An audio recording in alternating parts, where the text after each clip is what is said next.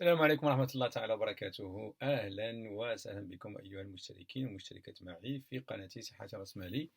اليوم نتكلم على موضوع الناس تطرحه كثير، الناس اللي يعالجوا الغدة الدرقية وعندهم خمول ويبحثوا عن وصفة لصناعة الخبز، وهذا الخبز يكون خالي من الجلوتين، يكون صحي، يعني ما فيش أمور ممنوعة، يكون جيد. نعطيكم بعض المحتويات اللي ممكن تستعملوها.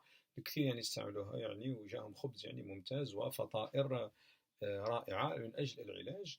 ما هي هذه المكونات؟ نأخذ أول مكون لهذا الخبز اللي هو طحين اللوز. نأخذ طحين اللوز ونأخذ كذلك بذور الكتان، لي غران دو لان، بذور الكتان، دونك لاموند مولو، اللوز مطحون، بذور الكتان، ونأخذ كذلك شيء من جوز الهند كذلك المطحون، ومع هذا كله نضيف له طحين السمسم. كي نجمع كل هذه المقادير نأخذ معها قشور السيلينيوم أو البسيليوم، أو عبارة كانوا يسموه كذلك القطونة.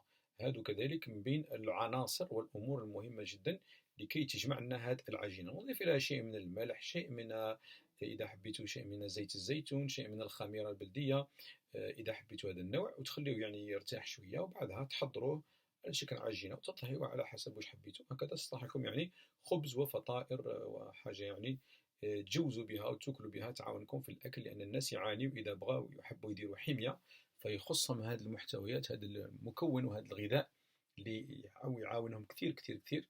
ومرحبا بكم في أي وقت، ونشكركم على حسن المتابعة والاستماع، ونقول لكم إن شاء الله الصحة والعافية للجميع، وما تنسوش أنكم تشاركوا هذا الخير ليصل للجميع. والسلام عليكم ورحمة الله تعالى وبركاته.